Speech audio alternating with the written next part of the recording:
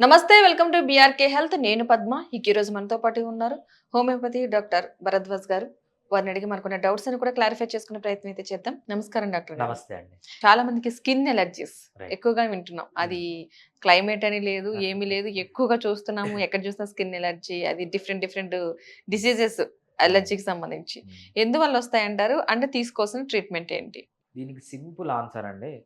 మనం నేచర్‌లో ఎలా బతకాలో అలా బతకట్లేదు. హ్మ్. మనం పొద్దున లేచినప్పటి నుంచి రాత్రి ఈవెన్ నిద్రలో గూడా అనుకోండి. సో, మనం మన బెడ్‌షీట్‌లన్నీ వాడుతున్నాం. అన్నీ పాలిస్టరే గదా! హ్మ్. పాలిస్టర్ అంటే కెమికలే గదా! ఆ కెమికల్ అంతా మన బాడీలోకి టచ్ అవుతుంది అవును. గదా!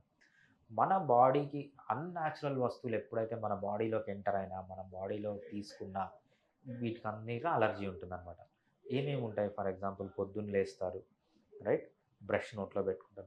Brush plastic. హ్మ్. పేస్ట్ ఉంటుంది. పేస్ట్ మొత్తం కెమికల్సే. అవును. రైట్? స్నానం చేస్తారు. సోప్స్ ఇవన్నీ కెమికల్సే. మేకప్ ఏస్తారు. కెమికల్సే. రైట్? ఫుడ్ తింటారు. తినే ప్లేట్లు ప్లాస్టిక్. తాగే వాటర్ ప్లాస్టిక్‌లో అవును. తాగుతున్నారు. అన్నీ కెమికల్సే. రైట్? ఫుడ్‌లో మనకు అడల్టరేటెడ్ ఫుడ్డే అంతా. హ్మ్. మనకిప్పుడు దొరికేదంతా అంటే కల్తీ ఫుడ్. అవును. కెమికల్స్‌తో కల్తీ. మధ్యాహ్నం అదే కల్తీ. మనం తాగే నీళ్లు కల్తీ. రైట్? పీల్చే గాలి కల్తీ. ఎప్పుడైతే మనకు మన బాడీకి మన పూర్వీకులు ఎప్పుడు అనుభవించని కల్తీ మనం అనుభవిస్తున్నాం. హ్మ్. ఇవన్నీ జరగడం వల్ల ఏమవుతుంది అంటే, మనకు ఇమ్యూన్ సిస్టమ్ ఉంటుంది కదా! రోగనిరోధక శక్తి అంటారు.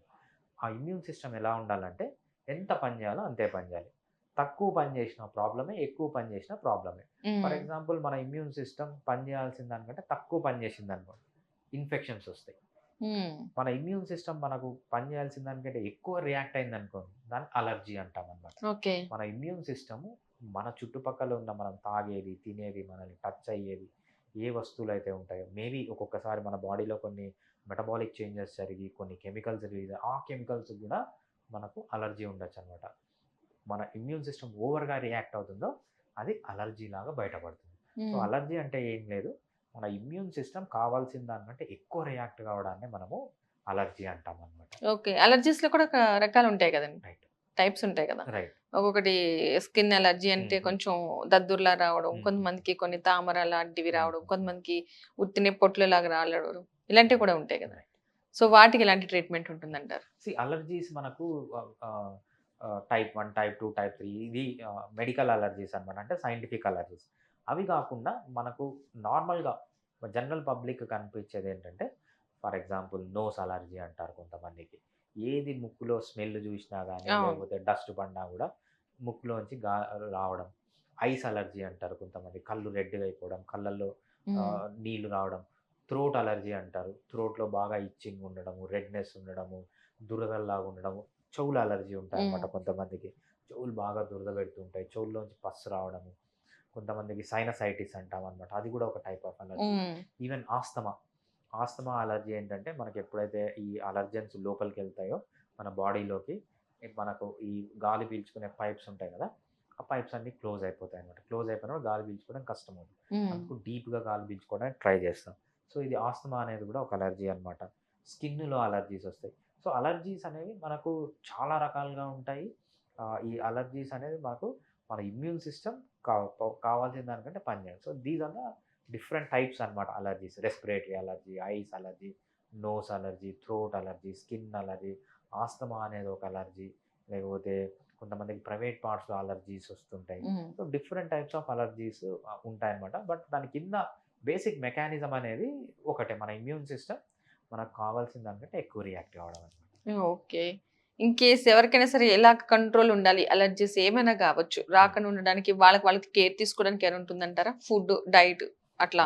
డెఫినెట్‌గా అండి. అలర్జీ అనేది మనము ఎక్కడి నుంచన్నా రావచ్చు. మనం తాగే నీళ్ళల్లో ఉండొచ్చు, మనం తినే ఫుడ్‌లో ఉండొచ్చు, మన బాడీకి టచ్ అయ్యే ఏ బట్టల పైన ఉండొచ్చు, గాలిలో ఉండొచ్చు, ఎక్కడన్నా ఉండొచ్చనమాట. సో, ఫస్ట్ వీళ్ళు గమనించాల్సింది ఏం జేస్తే నాకు అలర్జీ వస్తుంది? హ్మ్. కొంతమందేంటంటే బానే ఉంటారు. ఒక కుక్కని తెచ్చి ఇంట్లో పెట్టుకుంటారు. హ్మ్. అప్పటి నుంచి అలర్జీ స్టార్ట్ అవుతుంది. పిల్లిని తెచ్చి ఇంట్లో పెట్టుకుంటారు. అవును. లేకపోతే ఏదైనా ఒక కొత్త ప్లేస్‌కెళ్ళొస్తారు. అక్కడ డస్ట్ ఉంటుంది. సో, వీళ్ళు ఫస్ట్ గమనించాలి. నాకు ఎందువల్ల ఈ అలర్జిక్ సింప్టమ్స్ ట్రిగ్గర్ అవుతున్నాయి. మేబీ హ్మ్. రెస్పిరేటరీ అలర్జీ ఉండొచ్చు, నోస్ అలర్జీ ఉండొచ్చు, throat allergy, I allergy, skin allergy, A allergy అన్నా ఉండొచ్చు. వీళ్ళు గమనించాలి. ఉమ్, ఏం చేస్తే అలర్జీ పెరుగుతుంది? దానికి దూరంగా ఉండడం అనేది ఫస్ట్ చేయాల్సిన పని. నెక్స్ట్ ఏంటంటే హోమియోపతిలో మనకు అలర్జీస్‌కి చాలా మంచి మెడిసిన్స్ ఉన్నాయి. ఈవెన్ ఐస్ అలర్జీ గానీ, నోస్ అలర్జీ గానీ, థ్రోట్ అలర్జీ గానీ, చెవుల్లో అలర్జీ గానీ, సైనసైటిస్ గానీ, ఆస్తమా గానీ, స్కిన్ అలర్జీస్ గానీ చాలా మంచి మెడిసిన్స్ ఉన్నాయి.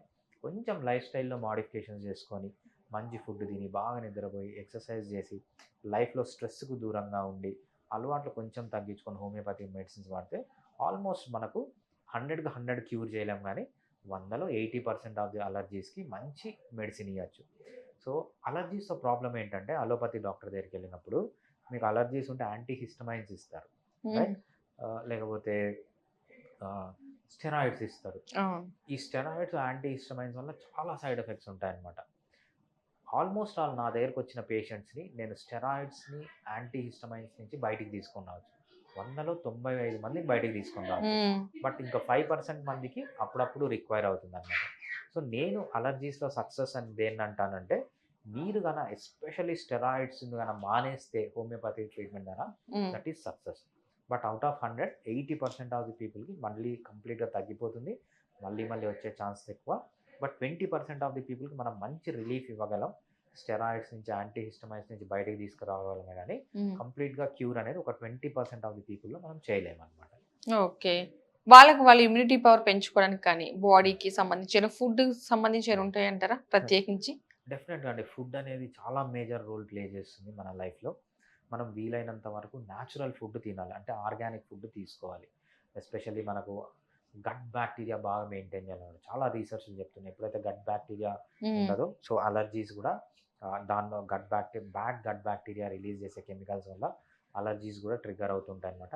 లో కార్బోహైడ్రేట్ ఫుడ్ తీసుకోవడము, మనం వెజిటబుల్ ఆయిల్స్ అంటే సన్‌ఫ్లవర్ ఆయిల్, ఏవైతే సీడ్ ఆయిల్స్ అంటామో, విత్తనాల నుంచి తయారు చేసిన ఆయిల్స్ తగ్గించడము, కార్బోహైడ్రేట్ తగ్గించడం చేస్తే మాత్రం మంచి రిజల్ట్ అనేది, చాలా మంచి ఇంప్రూవ్‌మెంట్ నేను ఈ అలర్జీస్‌లో గమనించాననమాట. ఓకే. దీంతో పాటు మంచిగా నిద్రపోవడము, హ్మ్. రెగ్యులర్‌గా ఎక్సర్సైజ్ చేయడము, లైఫ్‌లో స్ట్రెస్‌ని తగ్గించుకోవడము, ఇంకోటేంటంటే ఆల్కహాల్, స్మోకింగ్ ఏదైతే చెడు అలవాట్లున్నాయో వాటికి దూరంగా ఉండడం వల్ల మంచి రిజల్ట్ అనేది మనం చూస్తాం. ఓకే. మంచి ట్రీట్మెంట్ అంటే ఇన్ని డేస్ అంటూ ఏముండదు. మినిమమ్ ఏ ట్రీట్మెంట్‌కైనా ఎంత కాలం పడుతుందంటారు? మామూలుగా మనం అలర్జీస్‌కి 3-4 మంత్స్ అనేది ట్రీట్మెంట్ అనేది చేయాల్సొస్తుందనమాట. హ్మ్. కంప్లీట్‌గా తగ్గిపోతుంది. హ్మ్. బట్ కొంతమందికి చాలా రోజులు వాడాల్సొస్తుంది. వాళ్ళలో కంప్లీట్‌గా క్యూర్ చేయలేం. బట్ రెగ్యులర్‌గా వాళ్ళు మేబీ 1 ఇయర్, 2 ఇయర్స్ కూడా వాడాల్సొస్తదనమాట రెగ్యులర్‌గా. ఓకే. ఓకే. మంచి ఇన్ఫర్మేషన్ ఇచ్చారండి. Thank you. Thank you so much. Thanks అండి.